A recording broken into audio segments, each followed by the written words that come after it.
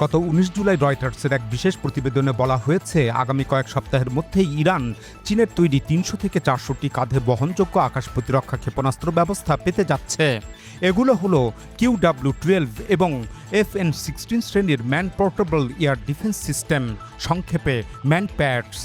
Iran চীন প্রতিরক্ষা চুক্তির আওতায় এগুলো সরবরাহ করা হবে। চুক্তিটির আর্থিক মূল্য প্রায় ৬০ থেকে ৭০ মিলিয়ন মার্কিন ডলার। রয়টার্স জানায়, এই চুক্তি চীনের বাওসাং ইন্টারন্যাশনাল ইনভেস্টমেন্ট নামের একটি প্রতিষ্ঠানের মাধ্যমে হয়েছে।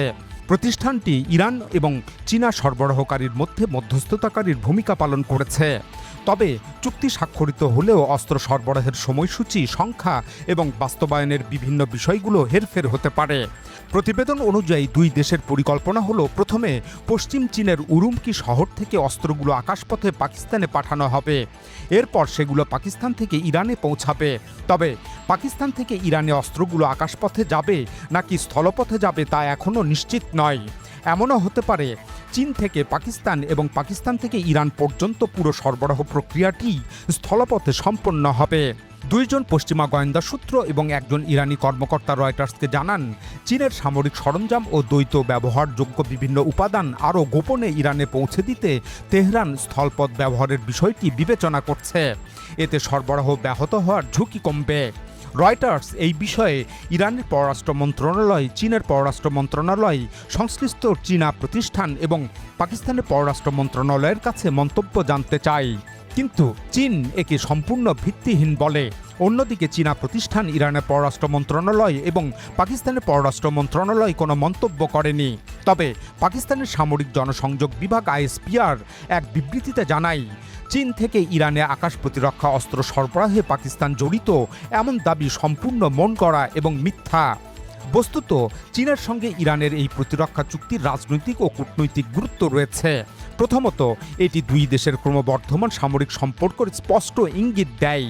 দ্বিতীয়ত, এই চুক্তি দেখিয়ে দিল যে বহু বছরের নিষেধাজ্ঞা ও সীমাবদ্ধতা সত্ত্বেও ইরান শুধু নিজস্ব অস্ত্র উৎপাদনই করছে না, বিদেশি উৎস থেকেও প্রতিরক্ষা সরঞ্জাম সংগ্রহ করতে সক্ষম হচ্ছে। এখন প্রশ্ন হলো, ইরান কেন এই অস্ত্রগুলো কিনছে? আর চীনের তৈরি এই অস্ত্রগুলো যদি ইরানের হাতে পৌঁছে যায়, তাহলে যুদ্ধক্ষেত্রে তা কতটা প্রভাব ফেলবে?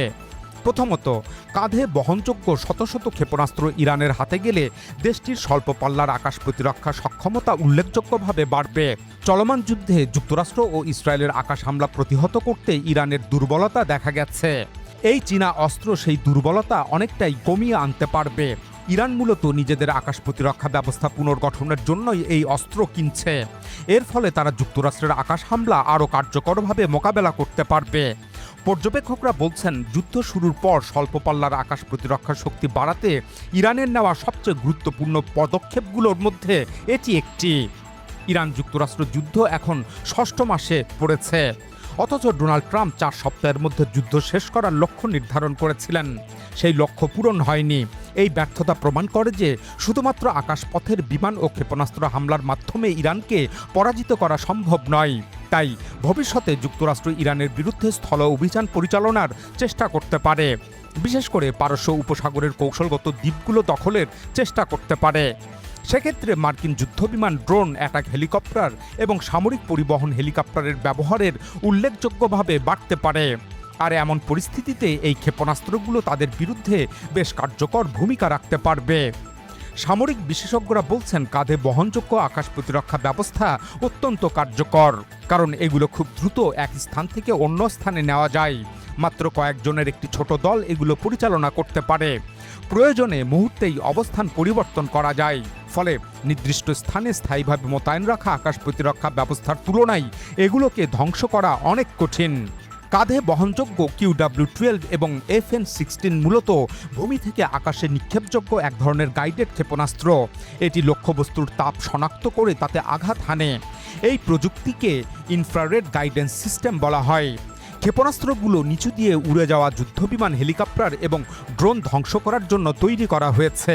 সহজে বহন করতে পারাই এগুলো সামরিক ঘাঁটি, জ্বালানি স্থাপনা এবং অন্যান্য গুরুত্বপূর্ণ স্থানের চারপাশে খুব দ্রুত মোতায়েন করা সম্ভব। ফলে ড্রোন এবং নিচু দিয়ে উড়ে আসা লক্ষ্যবস্তুর বিরুদ্ধে ইরানের প্রতিরক্ষা আরও শক্তিশালী হবে। উল্লেখ্য, গত ৩ এপ্রিল ইরান এ ধরনের অস্ত্র দিয়েই ইস্পাহান প্রদেশে মার্কিন পাইলটকে উদ্ধার করার অভিযানে নিয়োজিত কয়েকটি মার্কিন বিমান ও হেলিকপ্টার ধ্বংস করেছিল। বস্তুত ইরানকে চীনের অস্ত্র সহায়তার বিষয়টি নতুন নয়। এর আগে ১১ এপ্রিল সিএনএনের এক বিশেষ প্রতিবেদনে মার্কিন গোয়েন্দা সূত্রের বরাতে বলা হয়েছিল, যুদ্ধবিরতির সময়ে চীন ইরানে কাঁধে বহনযোগ্য আকাশ প্রতিরক্ষা ক্ষেপণাস্ত্রের বড় একটি চালান পাঠানোর প্রস্তুতি নিচ্ছে। এসব অস্ত্র তৃতীয় একটি দেশের মাধ্যমে গোপনে ইরানে পাঠানোর পরিকল্পনা করা হয়েছে। সিএনএন আরও জানায়, চীন ইরানকে আর্থিক সহায়তা দিচ্ছে, যুদ্ধ সরঞ্জামের খুচরা যন্ত্রাংশ সরবরাহ করছে এবং ক্ষেপণাস্ত্র উৎপাদনেও সহায়তা করছে। এছাড়া আরও বিভিন্ন আন্তর্জাতিক গণমাধ্যমে খবর প্রকাশিত হয়েছিল যে এই যুদ্ধে চীন গোপনে ইরানকে সামরিক সহায়তা করছে। এদিকে গত ২৪ জুলাই ডোনাল্ড ট্রাম্পও চীন ও রাশিয়াকে সরাসরি সতর্ক করেন। তিনি বলেন, বেইজিং সফরের সময় প্রেসিডেন্ট শি জিনপিং তাকে আশ্বস্ত করেছিলেন যে চীন কোনো অবস্থাতেই ইরানকে অস্ত্র দেবে না এবং এই প্রতিশ্রুতির মধ্যে চীনা কোম্পানিগুলো অন্তর্ভুক্ত ছিল। ট্রাম্প বলেন, তিনি এখনও বিশ্বাস করেন চীন ও রাশিয়া সরাসরি যুদ্ধে অংশ নিচ্ছে না, তবে তারা যদি ইরানকে অস্ত্র সহায়তা দেয় তাহলে সেটি তাদের নিজেদের স্বার্থের বিরুদ্ধেই যাবে এবং এর পরিণতি ভালো হবে না।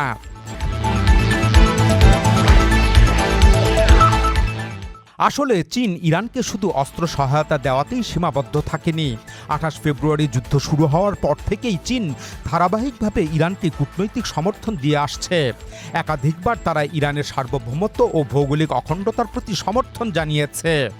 চীন কোনো ধরনের শক্তি প্রয়োগের মাধ্যমে সমস্যা সমাধানের বিরোধিতা করে, এর পরিবর্তে কূটনৈতিক উপায় অবলম্বনের আহ্বান জানায়। চীন হরমুজ প্রণালী বন্ধ হওয়ার জন্য যুক্তরাষ্ট্র ও ইসরায়েলের হামলাকে দায়ী করে এবং সেই হামলাকে অবৈধ বলে অভিহিত করে। এক্ষেত্রে চীন মাত্র ৩টি দেশের মধ্যে একটি যারা ইরানের উপর যুক্তরাষ্ট্র ও ইসরায়েলের হামলাকে প্রকাশ্যে অবৈধ বলেছে। অপর দুটি দেশ হল উত্তর কোরিয়া এবং রাশিয়া।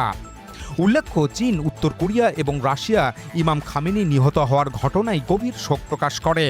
একই সঙ্গে এই ৩টি দেশই সর্বপ্রথম ইমাম খামেনির উত্তরসূরি হিসাবে মনোনীত তার পুত্র মোস্তাফা খামেনিকে স্বীকৃতি দেয়। এছাড়া যুদ্ধ শুরু হওয়ার পর থেকেই রাশিয়ার পাশাপাশি চীনও জাতিসংঘে ইরানকে পূর্ণ কূটনৈতিক সমর্থন দিয়ে আসছে। বিশেষ করে ইরানের বিরুদ্ধে কোনো প্রস্তাব যেন পাশ না হয় সে লক্ষ্যে চীন একাধিকবার ভোটদানে বিরত থাকে এবং একবার ভেটো ক্ষমতাও প্রয়োগ করে। উপরন্তু গত ১৩ এপ্রিল যুক্তরাষ্ট্র যখন ইরানের নৌবন্দরগুলোর উপর অবরোধ আরোপ করে তখনও চীন তীব্র প্রতিক্রিয়া জানায়। চীনের পররাষ্ট্র মন্ত্রণালয় যুক্তরাষ্ট্রের ওই নৌ অবরোধকে বিপজ্জনক ও দায়িত্বজ্ঞানহীন পদক্ষেপ বলে আখ্যায়িত করে। এরপর চীন সেই অবরোধ উপেক্ষা করে তার দুটি বৃহৎ অয়েল ট্যাঙ্কার রিচ স্টার্নি এবং দ্য এলপিসকে হরমুজ প্রণালী অতিক্রম করিয়ে নিয়ে যায়।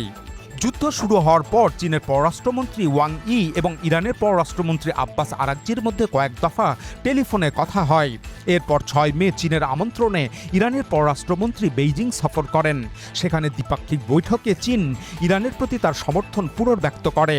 আর এই সফর ও চীনের অবস্থান বিশেষভাবে গুরুত্বপূর্ণ ছিল এ কারণে যে এটি প্রেসিডেন্ট ডোনাল্ড ট্রাম্পের ১৪ থেকে ১৫ মে বেইজিং সফরের ঠিক আগে অনুষ্ঠিত হয়েছিল। চীন ইরানের ঘনিষ্ঠ বাণিজ্যিক অংশীদার এবং তেহরানের অপরিশোধিত তেলের সবচেয়ে বড় ক্রেতা। তাই যুদ্ধ শুরুর পর থেকেই বেইজিং এই সংঘাত বন্ধের আহ্বান জানাতে থাকে এবং ইরানের উপর যুক্তরাষ্ট্রের নিষেধাজ্ঞার বিরোধিতা করে। চীন তাদের তেল শোধনাগারগুলোকে নির্দেশ দেয় যে মার্কিন নিষেধাজ্ঞা উপেক্ষা করে তারা যেন ইরান থেকে অপরিশোধিত তেল কেনা অব্যাহত রাখে। ২ মে চীনের বাণিজ্য মন্ত্রণালয় ২০২১ সালের একটি আইন পুনরুজ্জীবিত করে। এই আইন বিদেশে চীনের বিরুদ্ধে কোনো রাষ্ট্র পদক্ষেপ নিতে গেলে তার বিরুদ্ধে চীন পাল্টা পদক্ষেপ গ্রহণ করে তার স্বার্থ রক্ষা করবে। চীনের রাষ্ট্রীয় গণমাধ্যম জানায়, এই পদক্ষেপ যুক্তরাষ্ট্রের তথাকথিত লম্বা হাতের বিচার ব্যবস্থা মোকাবেলার জন্য নেওয়া হয়েছে। অন্যদিকে ইরানি অপরিশোধিত তেল কেনার অভিযোগে যুক্তরাষ্ট্রের ট্রেজারি বিভাগ চীনের বেসরকারি খাতের ৫টি তেল শোধনাগারের ওপর নিষেধাজ্ঞা আরোপ করে। এসব শোধনাগার ইরান থেকে কয়েক বিলিয়ন ডলারের অপরিশোধিত তেল কিনেছিল। এই নিষেধাজ্ঞার পাশাপাশি ৪ মে যুক্তরাষ্ট্রের অর্থমন্ত্রী স্কট বেসেন্ট বলেন, চীনের ইরানি তেল কেনা সন্ত্রাসবাদকে সমর্থন করার শামিল। তিনি হরমুজ প্রণালী পুনরায় খুলে দিতে ইরানের উপর চাপ সৃষ্টি করতে বেইজিংকে কূটনৈতিক তৎপরতা বাড়ানোর আহ্বান জানান। একই আহ্বান জানান মার্কিন পররাষ্ট্রমন্ত্রী মার্কো রুবিও। তিনি বলেন, চীন যেন ইরানের ওপর চাপ দেয়, যাতে উপসাগরের একমাত্র সমুদ্রপথের উপর আরোপিত অবরোধ তুলে নেওয়া হয়। তবে যুক্তরাষ্ট্রের এসব আহ্বানকে চীন কোনো পরোয়া করেনি। বস্তুত ইরান ও চীনের স্বার্থ পরস্পরের সঙ্গে গভীরভাবে জড়িত। ইরান তার অপরিশোধিত তেলের প্রায় 90% চীনে রপ্তানি করে। এটি চীনের মোট তেল আমদানির প্রায় 13%। ইরান এই তেল চীনের কাছে প্রায় 30% মূল্য ছাড় দিয়ে বিক্রি করে, পাশাপাশি বাকিতেও তেল সরবরাহ করে। নগদ অর্থ নেওয়ার পরিবর্তে ইরান সেই অর্থ অবকাঠামো উন্নয়নে নেওয়া চীনা ঋণ পরিশোধে ব্যবহার করে। দীর্ঘদিন ধরে দুই দেশ মার্কিন নিষেধাজ্ঞা এড়িয়ে চীনা মুদ্রা ইউয়ানে বাণিজ্যিক লেনদেন চালিয়ে আসছে। আসলে চীন তার জ্বালানি নিরাপত্তার জন্য অনেকটাই ইরানের উপর নির্ভরশীল। ইরান চীনের বেল্ট অ্যান্ড রোড উদ্যোগের সঙ্গে সম্পর্ক আরও জোরদার করতে চায়। 2021 সালের মার্চ মাসে দুই দেশ 25 বছর মেয়াদী কৌশলগত অংশীদারিত্ব চুক্তি স্বাক্ষর করে। এর আওতায় চীন ইরানে $400 বিলিয়ন বিনিয়োগ শুরু করে। এই বিনিয়োগের মধ্যে রয়েছে বিভিন্ন অবকাঠামো নির্মাণ, নৌ ও বিমানবন্দর, সড়ক, টার্মিনাল, সেতু, হাইটেক পার্ক এবং টেলিযোগাযোগ খাতের উন্নয়ন। চুক্তিতে নিরাপত্তা ও প্রতিরক্ষা সহযোগিতাও অন্তর্ভুক্ত রয়েছে। এছাড়া চীনের নেতৃত্বাধীন ব্রিক্সের দীর্ঘমেয়াদী কৌশলগত লক্ষ্য বাস্তবায়নেও ইরান গুরুত্বপূর্ণ অংশীদার। ইরান ব্রিক্স এবং চীনের নেতৃত্বাধীন আরেকটি জোট SCOর সদস্য। বস্তুত চীন ইরানকে কেন্দ্র করেই মধ্যপ্রাচ্যে তার অবস্থান আরও শক্তিশালী করতে চায়। এই লক্ষ্যেই 2021 সালে চীন ইরান ও সৌদি আরবের মধ্যে সম্পর্ক পুনঃপ্রতিষ্ঠায় গুরুত্বপূর্ণ ভূমিকা পালন করেছিল। চলমান ইরান যুক্তরাষ্ট্র যুদ্ধবন্ধে কয়েকবার চীনের মধ্যস্থতার বিষয়টি আলোচনায় এসেছে। ইরানও সেই উদ্যোগকে স্বাগত জানিয়েছে। বর্তমানে জাতিসংঘ নিরাপত্তা পরিষদের সভাপতির দায়িত্ব চীন পালন করছে। ফলে কূটনৈতিক ক্ষেত্রে এটি ইরানের জন্য একটি গুরুত্বপূর্ণ সুবিধা হয়ে উঠতে পারে।